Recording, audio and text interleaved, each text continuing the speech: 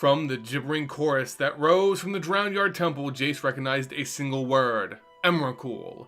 At Nahiri's call, Emrakul traversed the vast emptiness between the planes and arrived on Innistrad. Hey everyone, and welcome back to the Aether Hub and another Magic the Gathering video. I hope you guys are ready for a journey because today's topic is a deep dive into the strange. We know as players, it looks like we'll be returning to the plane of Innistrad very soon with the dual sets, werewolves and vampires. And while Innistrad is always sort of a weird world to visit, this time around there's an obvious elephant in the room, or should I say Eldrazi in the moon. Yeah, the Eldrazi Titan Emrakul is still stuck in Innistrad's mood, but how did it get there? And what could that mean for Innistrad's sets, werewolves and vampires? That's the ultimate plan of Emrakul. But before we begin, I want to offer a giveaway for those in the Vorthos army, and if you want to enter for your chance to win this giveaway, all you have to do is be a subscriber and leave a comment on this video. And for this video, I'm going to give away a copy of my own Emrakul card because, hey, we're talking about Emrakul, right? And it's going to be a copy of Emrakul, the Promised End. Let me just not get the light in it so you can see it's a real card. I have it in my possessions, and you can have a chance to win as long as you leave a comment on this video and of course be a subscriber. With the released 2021 expansion timeline presented by Wizards of the Coast, we fans discovered that we'll be making our third trip to the dark world of Innistrad later in the year.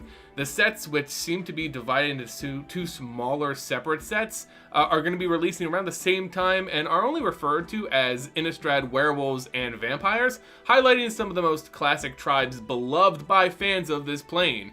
This could signal a return to a more quote-unquote normal story on Innistrad, as normal as Innistrad can get, that is, because our last journey was anything but normal Innistrad. Sure, Innistrad is used to horrific monsters and the like, but when an Eldrazi Titan suddenly darkened the moonlight skies, well, things just went off the deep end a bit. Let's first cover how Emrakul made it to Innistrad, what happened to it there, then conclude with some future theory crafting thrown in there for good measure. Let's learn about the original Space Octopus. The story of the Eldrazi Titans is one of the oldest and longest running story arcs in MTG history. The Eldrazi were introduced way back in the original Zendikar block, with seeds of their influence planted long before that and even further retroactively. The Eldrazi, and specifically the Titans Ulamog, Kozilek, and Emrakul, are interdimensional beings who live in the Blind Eternity, or the space between planes. Their most iconic trait is their diet. They actually feast on the mana of planes, devouring entire worlds with what seems to be an insatiable hunger. Of course, we as players like playing Magic on planes with characters, so the Eldrazi were an instant threat for heroes to rally against. Thus saw the creation of the Gatewatch, a team of super and not so super planeswalkers who band together to protect the multiverse from threats just like the Eldrazi.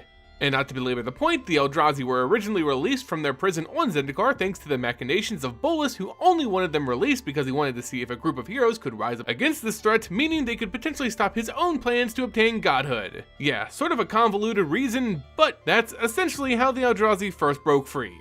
With the Gatewatch finally facing and defeating two of the available Eldrazi Titans, Ulamog and Kozilek, their story looked to finally hit at least some level of conclusion. But fast forward just a short time later and the final Titan, Emrakul, made its appearance on Innistrad.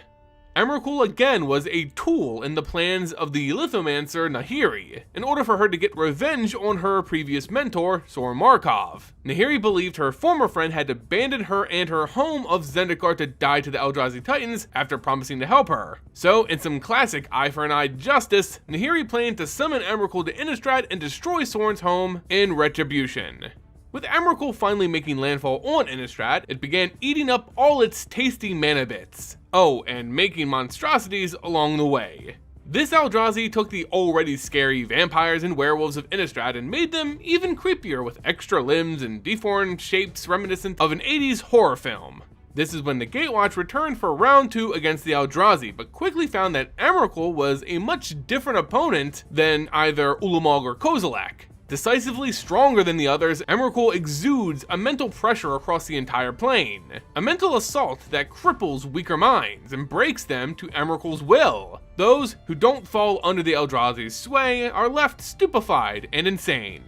The Gatewatch originally looked to blow up Emrakul just like they had done with the other Titans on Zendikar. They would channel the mana ley lines of Innistrad by having Nissa force the power of an entire plane into the fire magic of Chandra Nalaar and cast an enormous explosion that would leave nothing left of the physical form of the Titan. It worked on Zendikar, surely it would work here, right? Well, not exactly. Resident researcher and planeswalker Tamio had spent a long time studying Innistrad, well before the arrival of Emrakul, and she believed that this solution wasn't realistic. Innistrad's leylines were nothing like the world of Zendikar. They wouldn't cooperate as easily, nor would they be powerful enough to cause the effect they were looking for. Another answer had to be found, and luckily Tamio had an amazing idea.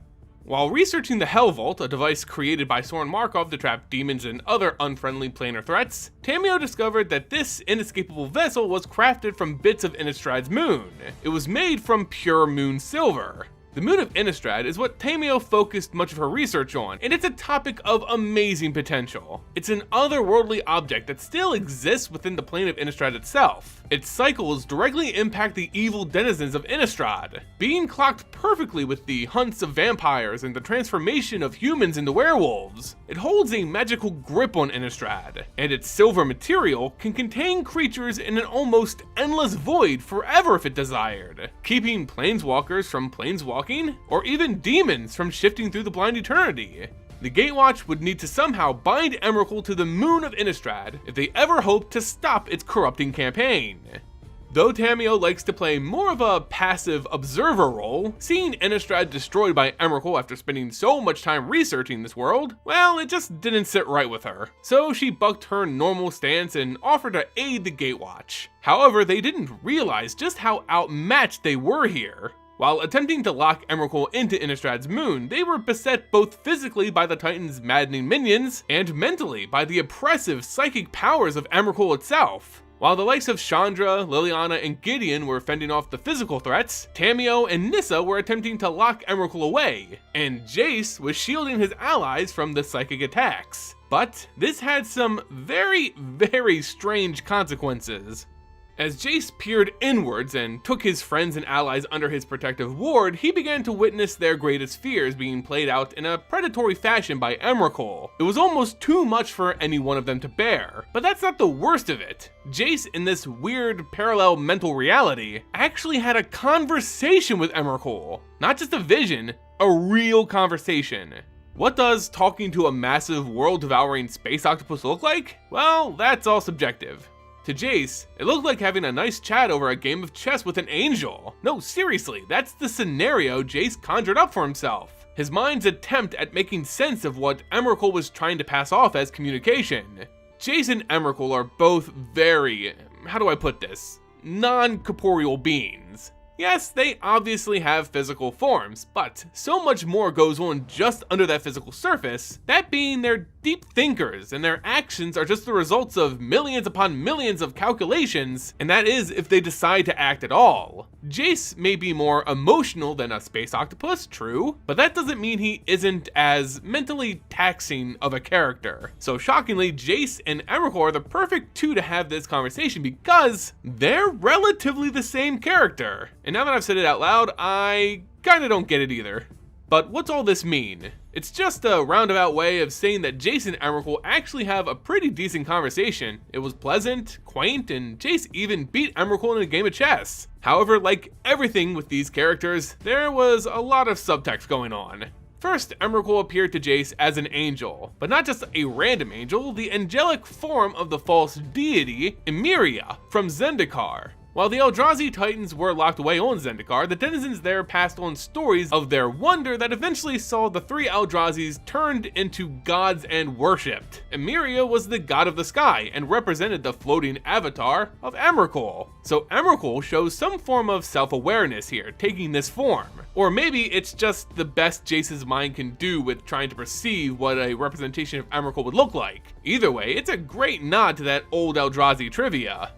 Jace also, shockingly, wins the chess match against Emrakul. Guess he was playing the Eldrazi Gambit. But even this has subtext. Despite Jace's victory, his remaining pieces all turn against his king and betray him. Emrakul shows him this to prey on his own doubts, that his friends, his allies, could turn on him at any moment. Jace's life has been plagued by betrayal in the past, and Emrakul has front seats to his mind. So sowing the seeds of doubt is all this chess game was about. Jace could win the game, but what would come after? Though there's a lot of subtext in this scene, there's also a lot just outwardly stated as well, almost used as a means to distract you from the subtext going on underneath. But still, it holds a lot of relevant information to Emrakul's plans. Yes, this was the first time we learned of the Eldrazi's psyche, their thought process. Up until this point, we basically assumed that the Eldrazi were a force of nature, mindless, world-eating things that just existed, acting on a natural drive and instinct alone. But this isn't quite the case, at least in the case of Emrakul. Taking the form of Emeria, she confesses to Jace that she's tired, that playing these games, both chess and the back and forth with these planeswalkers, was exhausting.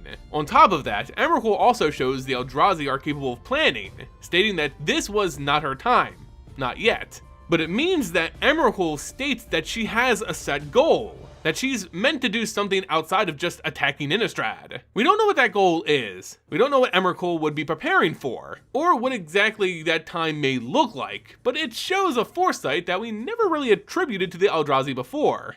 So what was the end result of this chance meeting with an Eldrazi Titan? Well, Jace breaks free and rallies the troops and proceeds with the plan. He focuses the mental front of Tamio and Nissa, who cast the spell and lock Emrakul away, but it's just not enough. The spell's beginning to wane and it's looking like it could fail. But Tamio pulls an ace out of her sleeve, an ancient scroll containing one of the forbidden spells which she originally stated that she would never use under any circumstance, even to save an entire plane. Well, she goes ahead and forgets that vow, casts the spell, and that's all she wrote. Emrakul's physical body was locked away inside Innistrad's moon, and the world returned to its peaceful vampires, demons, and werewolves killing normal people ways.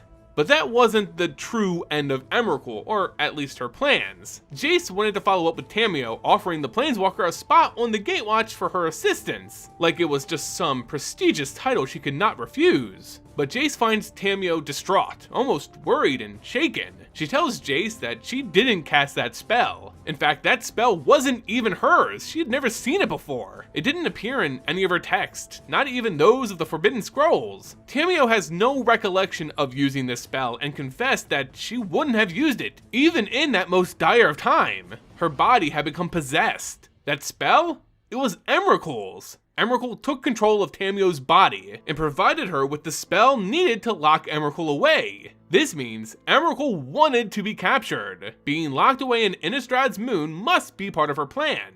She looks to rest there until, as she put it to Jace, until it is her time. But when would that be? And what is her plan? Could her time be Innistrad werewolves and vampires? The newest set that sees us returning to Innistrad? What has the Eldrazi's attack on Innistrad meant for this upcoming set?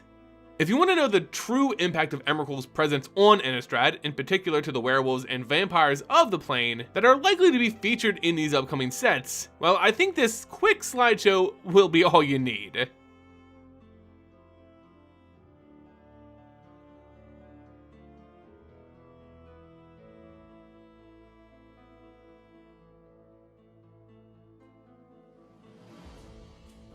Okay, stop. You get the gist. Now, these monstrosities of monsters, did they go away when Emrakul was trapped within the moon? We can look at Zendikar as a good example of this, who also had trapped Eldrazi Titans on it, and that instance provides a great example for what we can expect on Innistrad. On Zendikar, the influence of the Eldrazi would seep out, maybe not as bluntly or obviously, but they still had a lot of power over the plane despite being locked up. Now, Emrakul's situation may be a little different. We don't know to what degree the Silver of Innistrad's moon can keep in check the powers of Emrakul. The Hellvolt, which is the closest equivalent, never saw a Planeswalker or Demon escape it, or had any sign whatsoever of even having prisoners locked away within it. So maybe it's just a way more sturdy prison than the one on Zendikar was. We don't know. But what we do know is that the changes Emrakul made to Innistrad are likely going to last a while. Its effects will be felt for years, just as Zendikar still has lingering effects from their Eldrazi attack. And the sets, Innistrad werewolves and vampires, ain't happening too far in the future for its people to just forget about the giant space octopus attack.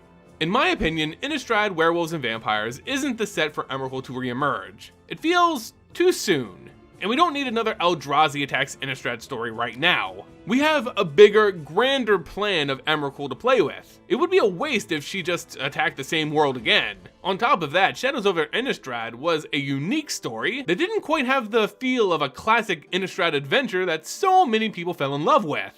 The story of our return to Innistrad could really be anything, but for me, the Eldrazi took away from the dark, gothic cathedral feel. The threat of monsters was subverted by the threat of the Eldrazi. There was no balance of light and dark, only the fight for survival. It just made for a different feeling Innistrad, and Innistrad werewolves and vampires will likely go back to that original formula and try to recapture that magic. Where I see Emrakul possibly playing a role in Innistrad werewolves and vampires is in corrupting the moon of Innistrad itself. It may be no coincidence that werewolves and vampires are chosen as highlighted tribes for this set. They are the two races of Innistrad most susceptible to the magic of Innistrad's moon. The werewolf's dark transformation and urge to hunt is dictated by the moon cycle, while vampires on Innistrad gain power from the moon, prefer the darkness to sunlight, and are often driven into a frenzy, a blood rage, by the cycle of the moon. Perhaps it was Emrakul's plan to be locked away in this moon, slowly corrupting its magic from within. Maybe Emrakul would be able to control the whole of Innistrad from the cozy safety of the moon itself, driving hordes of werewolves and vampires insane. Again, using them as pawns in her newest chess game. But with that, what would be her end goal? It's a plausible theory, but not much in terms of an exit strategy. So for now, Emrakul will be left in the moon, plotting. But make no mistake, we will be seeing at least a few callbacks to the twisted Eldrazi werewolves and vampires along with the moon itself in this upcoming set. Anyway guys, thanks so much for joining me on this twisted journey into the psyche and potential future of Emrakul. How much impact do you think she's going to have on these new sets, Innistrad, werewolves, and vampires? Let me know in the comment section below. And not only does your comment help with the algorithm of this video to be seen by more people, but you'll also be entered for a chance to win a copy of Emrakul, The Promised End. Make sure you leave that comment, subscribe to the channel, and tick that notification bell. And if you want to support the channel even further, go ahead and share us over on Reddit. I've been shadow banned there for years, so go make a mod there very unhappy by posting my content. That last bit isn't required for the giveaway, by the way, but it's always appreciated all the same. However, if you do enjoy our content and want loads of extra perks, including some guaranteed cards, come support us over on Patreon, which you can find linked in the description below. Anyway guys, thank you all so much for watching, and until next time, see ya!